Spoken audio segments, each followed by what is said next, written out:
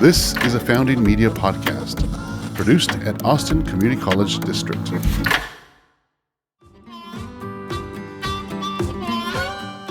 Welcome back to Science the Mall, y'all. I'm your co-host, Dan Dillard.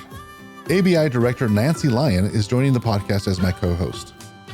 Together, we'll connect with previous ABI interns to talk about their experiences at the incubator and what they've been up to since graduating, so that we can all learn about the cool science they're doing now in their careers throughout the Austin bioscience community. Mauricio transferred to Texas State and graduated in 2021 with a major in clinical laboratory science. Joining Mauricio in the conversation is Dr. Rodney Rohde, Mauricio's former professor and CLS Program Director, as well as adjunct professor at ACC and infectious disease expert. Dr. Rohde and Mauricio talk about the connection between Texas State and ACC, how to leverage your education into a professional career, and how opportunities like interning at ACC Bioscience Incubator help make those connections and paths possible. They graze the surface of what clinical lab scientists do, which we'll elaborate more on part 2 in this intriguing conversation. Let's jump right in. How do you two know each other? Well, in my college career, I was looking at this program called Clinical Laboratory Science. I was fresh from working in a biotech position at the Austin Bioscience Incubator, and it just sounded like a program that would be like a really good fit for me. There were a lot of things that I found really interesting about it and that I thought would be really lucrative professionally. And I applied, and eventually I was able to make my way into the program, and I'm really, really thankful that I did. And yeah, through that, I had a lot of really good professors. And then one of them was our program director, which was also aka Dr. Rohde. Right. So he was our program director, but he was also our professor for clinical parasitology, which ended up being one of my favorite classes for sure. It was just super fun. And yeah, just an all-around great teacher. What can I say? Hey, thanks, Mauricio. I mean, for me, I remember back, I guess it was in 2019, our program application deadline's always February 15th, so we're actually coming up on it right now. And I remember, we get 35 to 50 applications, and it is a selective process. Just to mention, it's pretty competitive. We only take 20 students a year because of our clinical placement kind of limitations. So, I have the hard decision along with my faculty that we look at applications, we interview individuals, and then we have to make those hard calls because those 20 spots are critical to get it right. We need these professionals to graduate and go to work. And Mauricio, I remember in 2019 also hearing from Nancy because Mauricio, unlike many of our students, he had a letter of reference. We don't require it.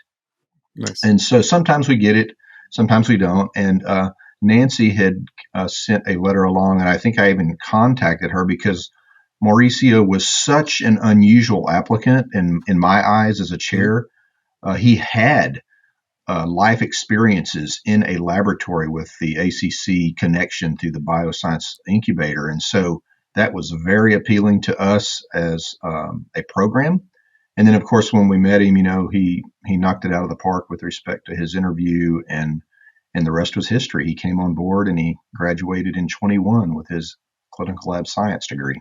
Wow. And it's funny when we at the incubator with business and stuff, which is totally not me. I'm a bench scientist, but they always like KPIs. How do you know that you hit your milestones and do those things? And I'm guessing that someone who thinks clinical parasitology was the best thing ever is a great KPI for you that you picked the right guy. That's funny. That's funny. So I just to kind of give a little bit of background to the audience, Dr. Rohde, I want to talk as an infectious disease expert, a little bit about your background. How is that? Can you talk a little bit about that and what that's like, and also how it's changed during COVID? Sure. So just for context, I actually worked for a decade. So my first degrees were in microbiology and virology. And then I left and took my first job at the Department of Health in Austin and worked there as an infectious disease microbiologist and a molecular epidemiologist for about a decade. just a fabulous 10 years of my career. I spent a couple of different stints with CDC as a visiting scientist and worked with zoonotic agents, so things like rabies and hantavirus and really coronaviruses. That's where things come out of the wild population. So just a wonderful foundation to my start of my career. And then in 02, and just to throw this in there, in 95, I started teaching at ACC. So I'm an adjunct instructor at ACC, started teaching microbiology. It's my 27th year. I've just started this spring again. Wow. Love it, love it, love it. I've been there forever. So you have a little experience. It was kind of a segue. It kind of opened my eyes to being a professor. I think Mauricio has probably heard me say this before. I never, ever thought I would be a professor. I was going to be on the bench. I was going to be out there doing things. But I just found that I fell in love with it, and it became more and more of my life as an adjunct. And then in 02, I did a little bit of a stint here at my alma mater, Texas State. I got called in to do just one course for microbiology. And while doing that, Bob McLean, who's in the microbiology department, said, "Hey, they need a full-time professor in the clinical lab science program. Are you interested?" And I was like, "Oh man, I don't know. They're never going to pick me. I'm a bench level microbiologist. I'm doing other things." But lo and behold, my former chair, Dave Fuller, hired me. And this is my 21st year here. So nice. I started educating future medical laboratory scientists. Mm-hmm. And as Mauricio knows, I always talk careers. So I'm a pretty big advocate for not just hospital laboratories. That's primarily who we educate, and that's primarily where they work. But there are other opportunities like public health and industry and the corporate world and reference labs. And so students like Mauricio, kind of make my day. I always tell people all of our students are kind of my fuel. I'm an administrator now, but I still demand teaching time. I feel like it gives me street cred, and it's really my fuel. If I didn't have that teaching piece, I would probably not be an administrator. Sounds like there's passion in just helping others get to their level. Yeah, it's the mentoring piece, getting to know students, and then future. I was thinking the other day, I think I've taught over 400 students now through Texas State alumni, because we graduate about 20 every year. So just that lifetime of mentoring and seeing how awesome our alumni are doing, it's a wonderful feeling. I love that you take the job part seriously, because, at UT, I was ran a research lab there for 15 years, and nobody ever really talked about what you can do. There's these people putting 7 years of their life into a PhD with no idea what kind of job they can get out of it at the end, except for possibly a tenure track professor. And I feel like a lot of educators are kind of missing the ball on making people think about that early and really putting a focus on how you're going to support yourself with this and what are you going to get out of bed every day and do. Yeah, absolutely. And, one of the great connections between Texas State and Austin Community College is we're on the same page with that, Nancy.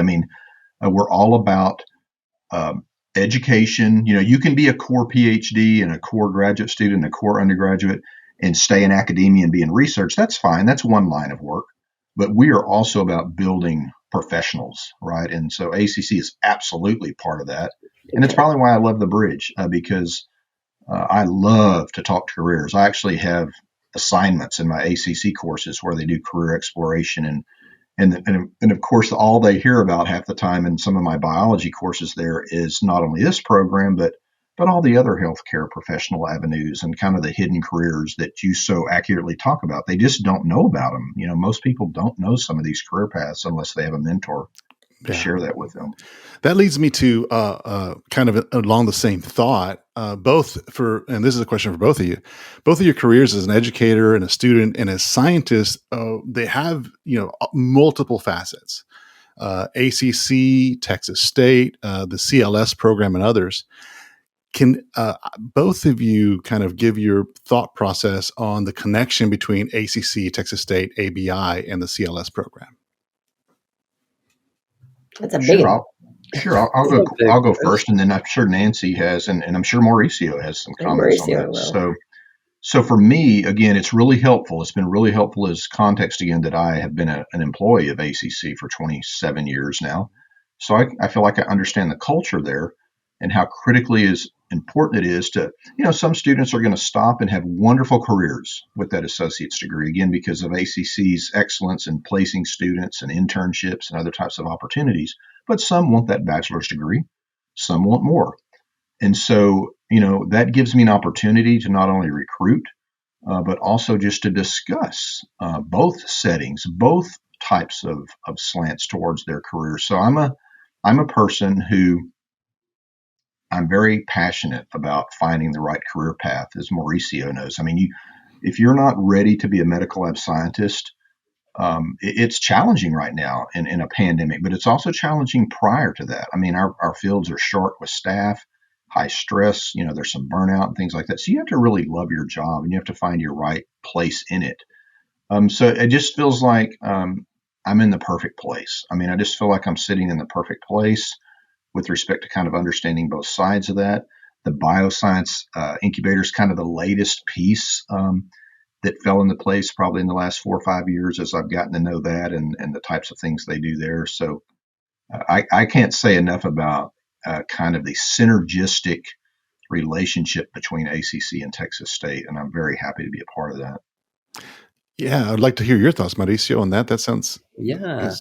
I feel like, I don't know, kind of like Dr. Rohde mentioned earlier, I might have been kind of an unusual bridge between the two institutions, but I'm hoping that it's one that is going to be traversed more often, because I feel like as an undergrad that's interested in science, there's not really much direction to like an actual like job at the end of it all, I feel like the most comforting thing about the CLS program was the job security that after I graduate, I'm not going to have to stress out about like what I'm going to do and how I'm going to pay my bills.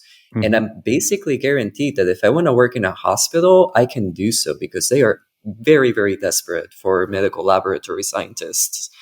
So if the relationship between ACC, which is an institution that I love and completely advocate for, it saved me, I don't know, tens of thousands of dollars in my education and provided me with opportunities that I don't think I would have gotten elsewhere. That's the big one. So if that relationship between ACC and Texas State in the biosciences and the clinical sciences can be strengthened, I think that many more students could benefit the same way that I did. I got an early peek into very relevant lab skills that I got to polish early on, like just simple pipetting or just like getting acquainted with instruments that would reappear in my career in very relevant ways.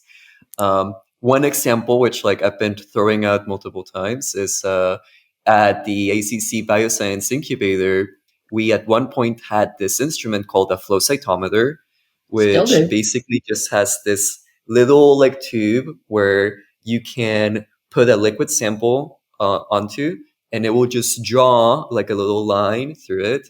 And the science of it is that it can make it so that it can get very small particles, cell-sized particles, to travel through it one at a time, and then shine multiple lasers at different emission lengths to get data from it, just to see, information regarding to size, complexity. But if you tag that cell with like antibodies with fluorochromes, you can get a lot more information than that, right? So I got to work on that instrument at ACC's Bioscience Incubator, and it is the biggest reason I was able to get my current job as a medical lab scientist at the flow cytometry department at Dose Children's Medical Center.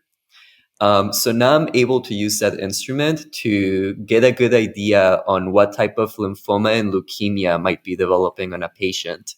Wow. So to be able to have gotten that much of a head start on something that would become so integral to my job that early on, I mean, like 4 years ago, way before I even got into my CLS program, it's really, really amazing, So it's amazing to me because I didn't know that they used that in that, and I still don't know how to use it. But in research, they use it very differently, and it gets sorely underused at ABI. It's so crazy, and it's super interesting to me that you're saying that you had this experience at ABI, blah blah blah, but I never even thought of clinical lab science. I thought that was a totally different field. I've never met any of the people that have come through or at UT or whatever that did that. It was like, to me, those were like totally medical jobs, and they were not the same skill set. They weren't the same academic path, and they were all very different. And when you told me you wanted to do that, I was like, oh, Yeah. okay, and to see what Dr. Rohde just said and what you just said is like, who's the one that was out of the loop there, right? Yeah, and Nancy, it's not an uncommon thing. It's not an uncommon thing for the general population, even those in science, to not understand who we are. Because just as a small example, our program, it's not housed in the School of Science and Biology and Chemistry. We're in health professions. Most people think of what? Doctors, nurses, physical therapists, radiation therapists, respiratory therapists, which you're learning about during COVID. They don't really think about a medical or clinical laboratory scientist, because most people, Nancy, think that a biology major, nothing wrong with a biology major, or a chemistry major, nothing wrong with a chemistry major. They think that they can apply and work in a hospital lab. It is night and day around the curriculum and the clinical learning that our students. So our students in the last 6 months of our program, as Mauricio knows, they are leaving didactic lectures and labs, and they're going out and rotating in 3-week blocks at places like Dell Children's, at places like Sonic Reference Labs, at the Department of Health, at Seton, at St. David's, all over Texas. And they do 5 different rotations in those areas. So just like other healthcare professionals, it is hands on deck, right? They are working on the job, they're learning. And what Mauricio mentioned earlier, they're establishing a relationship like no other. I mean, ACC experiences this with other fields like biotech and so forth. They establish a relationship. They are trying to hire them before they get their degree. And we're like, whoa, finish your degree. And, we have 100% graduation rate in our program. We have 100% hiring rate, usually within 2 months. Most are hired before they even get out of here. We're begging them to be careful, right? Because when they finish, they have to sit for a credential as a medical lab scientist, much like nursing and physicians. Just an important point. They have to sit for a credential, a test that is a national exam. It's not us, Texas State. It's ASCP that gives that test to prove their brain power and their clinical competency that they learned in our program. So they, as Mauricio knows, and I'm very proud of this major is one of the hardest, most rigorous types of degrees you can find out there. And I put that up against anything, including some master's degrees. It's really difficult. So people like Mauricio and I say this, survive us, because it is about survival. It really is. He is a survivor, and now he's saving lives, right? And then to go back to that flow cytometry piece, what's so phenomenal about that type of technology? Again, the public doesn't know about this, but this is why people like Mauricio can help us preach this, including during this podcast. Interesting types of things you can do. That, I mean, a flow cytometer is used for things like watching the therapeutic relevance of HIV medicines. Are they going up and down in their T helper cells and things like that? So getting into the weeds a little bit, but that's why medical laboratory scientists are so critical, because they are the doctor's doctor. We provide the information to the physicians. I do want to get into the weeds a little bit, though, because I want for the students in our audience that are thinking about science careers and opportunities that are out there, and you've talked a bit, and since we all are familiar with CLS, the 4 of us here, we just kind of jumped right in, but we really haven't provided the overarching description of CLS. So I have a couple of questions, and this is directed at just anybody who wants to answer them. One is, what exactly is CLS? So let's just define that so that the listener that knows nothing about CLS can get a better grasp. And then the second question is, what's it like from a student perspective versus teacher's perspective? So, and I know we've already talked about that, but just kind of make it put a nice little bow for us. Sure. Well, I can start, and then I'd love to hear Mauricio's kind of insight into it. So from my standpoint, and by the way, clinical and medical laboratory science are synonymous. And so just so you know, our program is clinical laboratory scientist, but the bench level credential is called a medical laboratory scientist. Okay. So that's the credential part. But basically, our program is going to produce a graduate that has become competent in really 4 key areas: clinical microbiology, so infectious disease diagnostics, clinical chemistry. And so if you're kind of wondering what that is, it's not normal chemistry. It's built on it, but it's on things like panel tests for cholesterol, for your liver enzymes. You may have had some of these done, or for women for their calcium levels, things like that for osteoporosis. So kind of the chemistry of your body. The other part is hematology, which is the study of red and white blood cells and all the components of blood. So all the things around cancer and inherited disorders like sickle cell anemia and on and on and on. And then the last piece, probably one of the most critical and ones you have to be on your game in a hospital setting, is blood banking. And so, when you have a trauma and you have a relative, for example, that needs blood to be typed and transfused, it has to be right all the time. There can't be mistakes. So our students learn that. And then on top of that, guys, they also learn all about the quality control, the automation, the things Mauricio's talking about, the semi-automation, the troubleshooting. And what we tell people, they have to be thinking in the trenches of healthcare about, that machine or that thing will give me an answer. Is it the right answer? And that's where it backs into their theory. Like, this doesn't look right.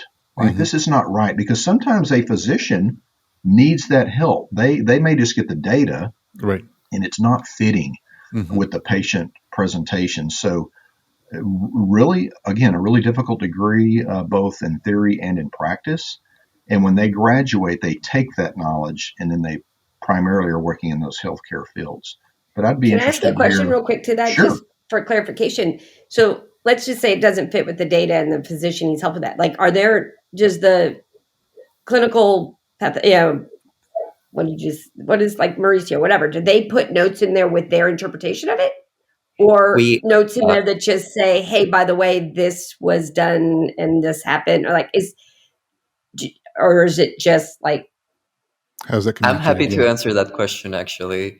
So to pick one scenario to kind of illustrate how that dynamic works, if we were to run like a chemistry panel on a patient and we saw that their potassium was critically high, we also can see what their previous result was, if they had any.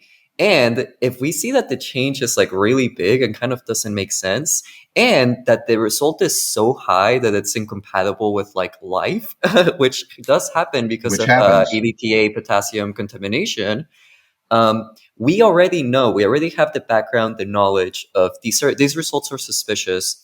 We can directly call the nurse on the floor that collected the sample and usually just recommend like, hey, this panel should be canceled and you should just reorder and redraw. And that is very common in multiple departments in the clinical lab, at least in hospital settings. But the premise applies elsewhere, like we as medical laboratory scientists know what can produce results that aren't trustworthy. And whenever that happens, we usually have the authority to at least raise the alarm to the physicians, nurses, or other health practitioners involved. And usually we're able to like not get those, untrustworthy results out there and make sure that we do get results that can be trusted. Cool. And there's a variety of different things that can go wrong also. So we have to cover a wide variety of errors that can be done before it even reaches our hands. And that's probably, if there was kind of a read between the line statements here, Mauricio just said it. I mean, our professionals are reading between the lines, kind of the gray areas between patient care and hard medical data, laboratory medical data, to help that physician, to help that healthcare team to understand when it's a mistake. Because something like that he just mentioned, which is incompatible for life, a physician may act on that and it could be detrimental to the point of death. Yeah. And so it's so critical that we have these types of professionals out there. And it's exciting. So these are the types of things I love talking about, because there are high school students and college students everywhere that may not want to be at the bedside. They may not want to be dealing with sick people every day as a nurse or a physician, and they kind of give up on their healthcare thoughts. But this degree and others like it, and ACC has an MLT program. It's the associate's level, by the way. Wonderful program. It's kind of the entry level to this profession. And so I can talk about this all day. It's just so well, it sounds critical. It sounds like, from what Mauricio was saying, there's so many contact points for that sample that could cause errors. So it's the critical thinking that the students learn to be able to look, say, does that was there a fault somewhere? So that's a really important and for sure.